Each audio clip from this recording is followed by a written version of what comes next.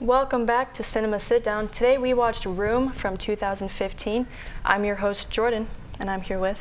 My name's Thomas. I'm Kayla. I'm Josh. And I'm Nolan. We're going to dive into this emotional and suspenseful story right after this.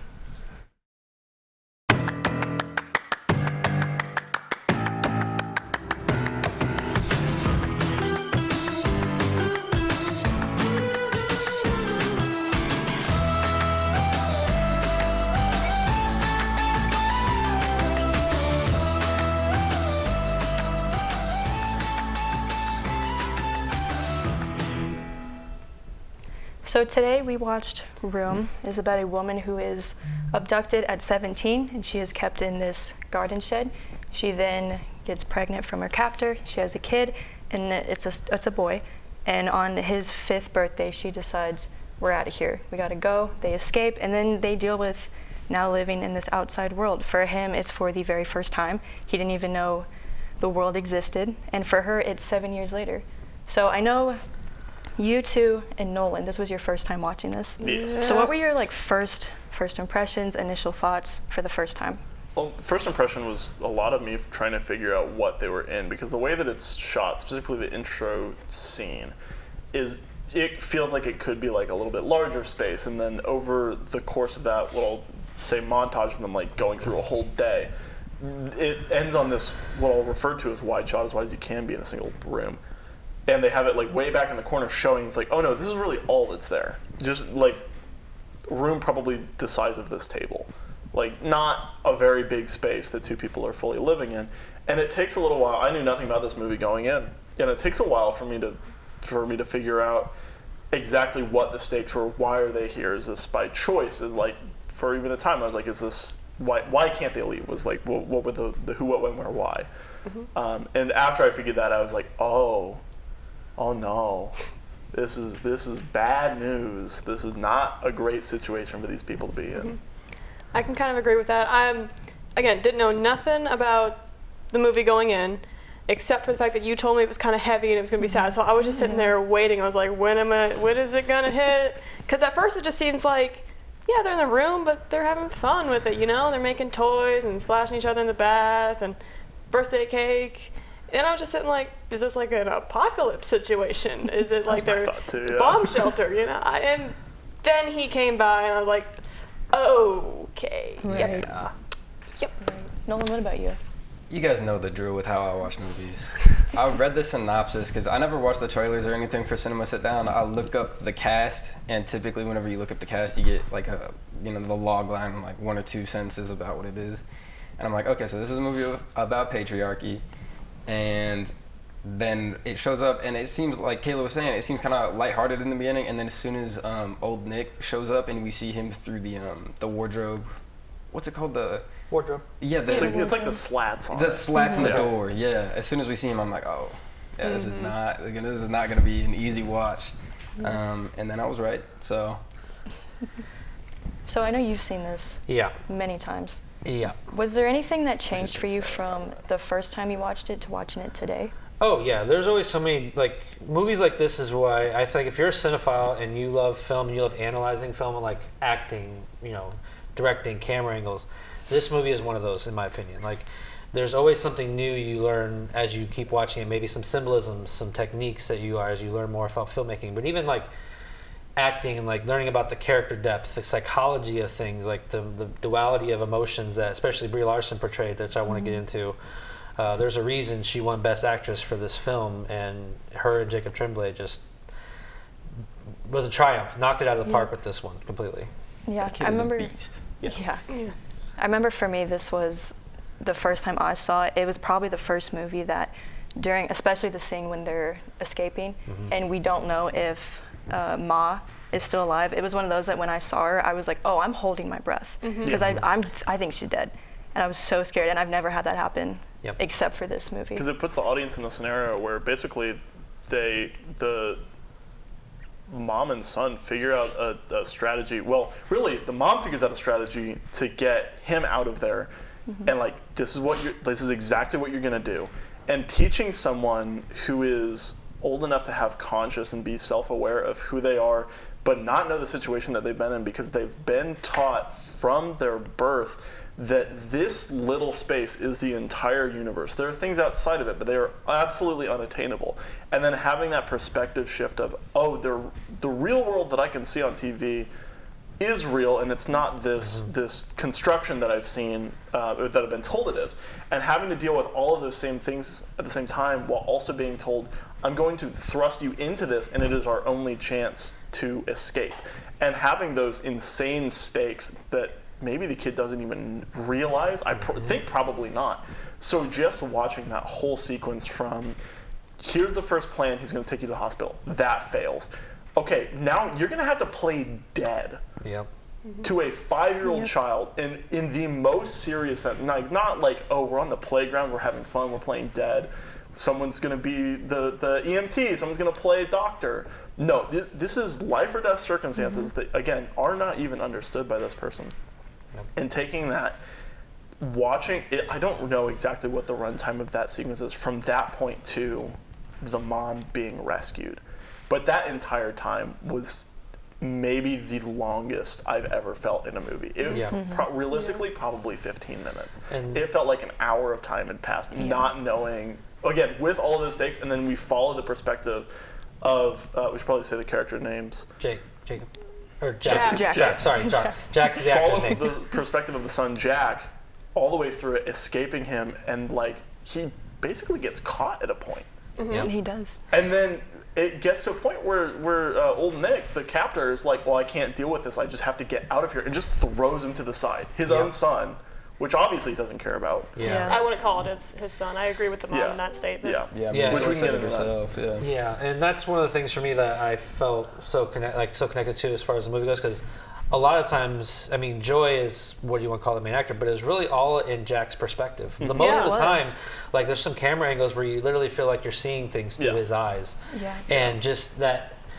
The innocence of the kid not knowing exactly what's going on. Like you see a lot of those moments where he's just angry at his mom, but to her, this is like, he doesn't understand, but how do you portray that to a kid? You're still trying to protect your child, but you also got to save yourself. Like that duality of emotions that you see a lot of times, especially like after, during that scene that you guys are talking about, like she's trying to make it into some sort of game, but it's a serious thing, and she's trying to help get them to safety. And that to me is one of the best parts I liked about this whole thing, is just seeing it through his eyes, and the narration of how he portrays the world and how he sees it is one of the best parts for sure. I liked that in like a literal and a non-literal way, because there were some shots where everything was kind of overexposed and blurry, and it was because he's just, his eyes, I mean, he grew up for 5 years in a room with a skylight for light and one lamp.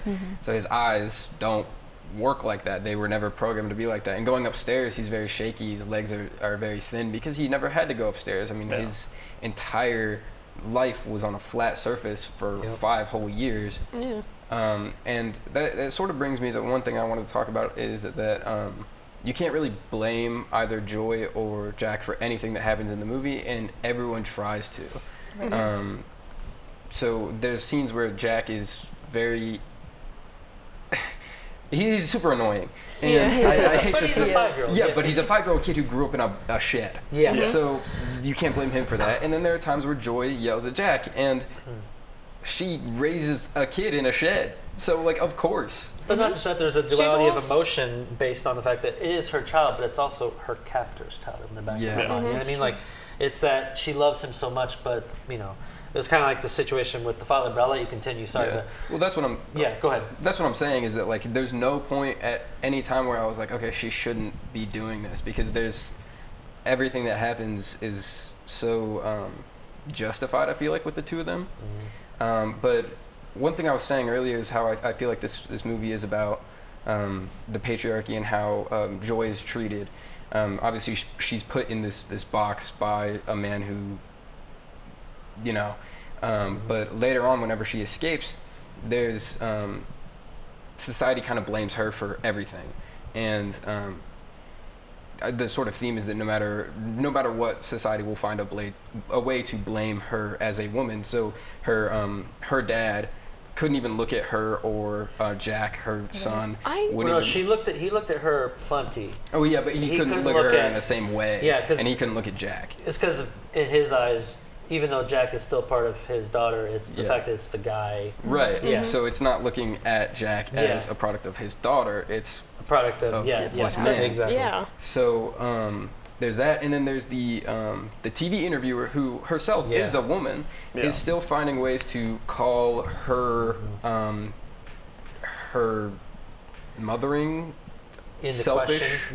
question. She called her selfish. She said, like, you should have done it. Or do you think that you should have done it sooner? Essentially saying that she would have done it sooner. Right. And this isn't really about that, but she also was like, why didn't you kill yourself? Yeah. Should have just killed I yourself. wanted to punch that reporter. Yeah. I wanted to How do reach you to that say that? screen and be like, just shake her and be like, hey, Right. And get that- some sense into you. And that to me is kind of the commentary, like, on society and like news in general, is because a lot of times, like, stories like these you see in the news, these reporters will ask these tough questions, but they're really just a lacking of humanity and morality in a sense, because you're thinking you're just trying to be edgy and have these really edgy questions about, you know, these sort of things. But at the end of the day, these people went through a very traumatic experience, and just there should be a line on how do you treat people during that time. Yeah. I think that the thing that sums it up best is I forget what characters are talking to the lawyer, but the lawyer basically explains, it's like, listen, there's going to be a lawsuit at hand, and it's going to be very expensive. I understand that you want to do this for your family right now, but doing one of these primetime interviews gets a really nice paycheck. So there is an opportunity for them to not have to do that, but logistically they can't. You know, we're never really shown into the lives of anyone outside of Joy and Jack. Yeah. But it's kind of implied that some things have happened because of this, and no one's really in a situation where they're wanting to talk about this. They're all still, you know, at one point the interview, I think it's mentioned that it's only 10 days after they're rescued. Wait, really? Which is such a short amount of time. Yeah, it couldn't have been more than a couple of weeks. Yeah. I didn't pick that up at all. They have this moment where they kind of have to realize, it's like, well, yeah, we need time as a family, but also logistically we don't have time to think about that because we have to do this. And just the insensitivity of, and I know we're even in this industry, the insensitivity of all of the people carrying equipment in and just setting it up in the living room is just another day at work for them. For me, it was that too. Sorry, I don't want to cut anybody off from time, but to me, the biggest part was like when they get home and it's like vultures, almost like the news crews, like running towards them. It's like, are you guys serious? Right. Like, these people went through something very traumatic, and you're trying to put cameras in their faces just to get a little screen time. And it's a business, yeah, but there's also a line there that you shouldn't be crossing. I feel like if I were ever on a crew that would be asked to do something, I'd be like, here's my resignation. I'm not running up to a family who just got through all that. I'm not doing that. Because they would like physically block her entrance into her home that she hasn't been in 7 years. Yep. Which, I mean, it's sort of the metaphor of like this publicity of it is going to block her from being able to move on, which is why after the interview where the interviewer asked her, why didn't you kill yourself, she tries to, but like literally blocking her connection to her outside life through this, the pursuit of media attention. Is just crazy. Right. I want to bring up, since we're kind of on the topic of Joy, that with the circumstances that she was dealing with, she was a fantastic mother. Yeah. At one point, she even Yeah. says, "I'm not a good mom." She raised one. He was polite. He was super nice. She even said, like, you can talk to other people. You don't have to like. And people were commenting like, "Oh, you're so sweet." She was a fantastic mother with what she did. She tried to give him like a life, a chance of being a person. Honestly, she taught him to be like a kind, loving kid who goes out of his way to just have fun, and I think that's really admirable. She could have taken it all out on him. She could have just done anything else, but she was a good mom. Even the reporter that we had just mentioned calls into question. It's like, well, why didn't you ever think, like when Jack was born, why didn't you think to just basically send him off in the world, see if your captor would take him, drop him off at the hospital? And her reaction to that, it's not her like questioning us like, well, did you ever consider killing yourself? That's not why she considered it. It was directly because of that, being like, oh, I didn't treat Jack we right. understand that you raised a kid in these environments, but shouldn't you have just let him be free? I mean, did you ever think about him? When that's the only thing that she thought about was him. The entire movie, everything she does, to an extent, when they hatch the plan to escape, it is very much implied that she is not expecting to survive. And to an extent, I don't even know if she wanted to. She just wanted Jack to escape. And whenever she does escape, the first thing that she does, she pushes past all the cops and everything. She's just going for Jack. Right. That's what broke me. I think I was me too. I think I was really just thinking, like, because the suicide thing was like the last question, it was just on my mind. But you're definitely right about it being more guilt driven. 100%. The one part I love the most about this whole situation between them two is, like, when you brought up how she said at the end, you know, I wasn't a good mother to you. But the one that the part that gave me that symbol of like a hope and happiness is like, it was a very simple and very subtle line, but all he says is, but you're still mom. Like that sign of like, no matter if, you know, there are some good parents or some bad parents, but as long as you try your best, like as a father myself, I try my best every day. I wake up every morning for my daughter and I go to bed and, you know, kiss her goodnight every time before I go to bed. It's, you may make mistakes, but you're still a parent and you're still there for them no matter what. That to me was like one of the best moments for me. Right. I want to discuss some of the symbolism in this movie because I feel like there can be a lot.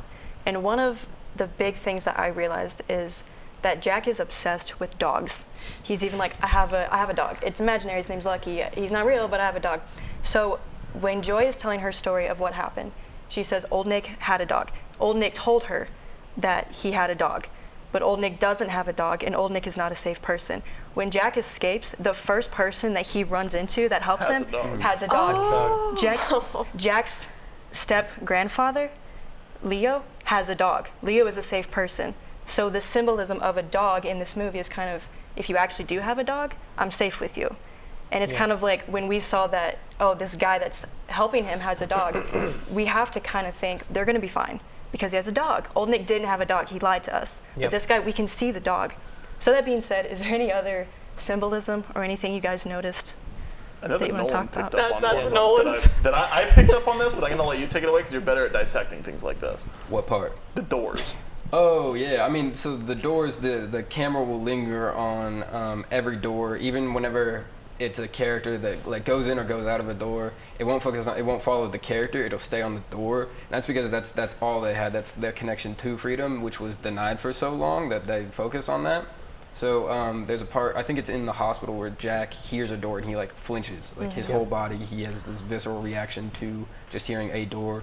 And then in her house bedroom, when Joyce is waking up, she hears the keypad on the door. And they sleep with the door open as well, to remind themselves that they have like this freedom. And really, at the very end is kind of what solidifies it all when they get to room and the door is open and Jack is saying like, "Oh, this isn't room. The door is open." Because I just think the symbolism of their captivity was the door. It wasn't the room, because the room was where they lived together and where they loved each other and were able to interact. It was the door was the problem. And so that's why it kind of stuck out every time there was one. I also think it's important to note with that is that when they do finally, because the entire time after they escape, Jack continually asks his mom, is like, well, can we go back into room? And to him, that's understandable. That's his sense of home. That's all he's ever known. So going back there, it's like, yeah, when you go away from home, especially if you're a kid, yeah, you want to go back to what you know. It's comfortable there. And finally, towards the end, Joy gets to a point where she is like, they're laying in the hammock and he asks again, it's like, can we go see room? And she has that moment of like, and you don't think that she's, like, you expect her to be like, no, we can't go back there again, because that's what she's had the same reaction every time. And now she's finally, we don't even get her response. We just cut to them going back and visiting it, and obviously they're in a safe environment. They're escaped. The captor has been arrested. They're with the police. They're the safest that they could be. And when they finally go to visit it, not only do they go back and have that conversation about like, oh well, it's not room without the door being closed, but the door isn't even in the spot where it could be closed. It is completely ripped open. Yep. It's not like someone typed in the keypad and unlocked it to get in. No, they tore it off with an excavator. Like it's been ripped open and there's no way for it to close. Yeah. And I think it again goes back into the symbolism of like they're free and there's no chance that they go back. They are safe now. Ironically, the door being gone and not able to close kind of almost provides a sense of closure. Yeah. I feel like, which I think I really appreciate about this movie, that it gave the characters closure, Yeah. because it set them free and still had a whole nother hour, little less than an hour, talking about the aftermath and how they felt, how they dealt with that trauma. And I really appreciate that, because a lot of times you free the characters from the captor and yay, movie's over, sunshine and rainbows. No, this one actually dived into it and I really enjoyed that. It's actually the post-escape is longer than pre-escape. Yeah. Really? Their whole aftermath of it is actually longer than them being in the shed, them escaping. So they deal with that. And that's one of the things I really appreciate, because you get to dive into the characters' mindsets, what they're going through, because they're each on different journeys after they get out of room. For her, it's PTSD, it's traumatic, and for him, it's all he's ever known. So he's in this world that he's more afraid of the outside world. And so seeing that, again, duality of emotions taking place within her and him, and having that closure at the end really helps leave it on a good note. Right. So we are pretty much out of time, but do you guys want to give a final thought, a final score before we go? I'm going to go with a hearty 8.5 out of 10. Really? This is a very good movie. Very harsh, but very well, and honestly, I think the biggest thing is very respectful. Right. I'm going to agree with that score. I'm also going to go with an 8.5, because this movie knows how to hit you in the feelings, and that's what usually gets me. It does. Yeah, it's typically not a movie I would seek out usually, but I can't say that I've regretted watching it in the slightest. Right. I'm going to give it a 9. I loved it. It's one of my favorites that I've seen, so I'm going to give it a 9. Yeah, it's a very heavy movie. I gave it a 9 as well, 9 out of 10. This is definitely one of those, if you want to study how child actors and actors in general, given a clinic, this is one to definitely watch. It was horrible. It was devastating. It was tragic. 9 out of 10. I'm never going to watch it again. It was fantastic. Right. Right. Well, that is it for this week. Thank you all so much for joining us. Once again, I'm Jordan, and I'm with Thomas? Kayla. Josh? And Nolan. Thanks a lot. We will see you next week.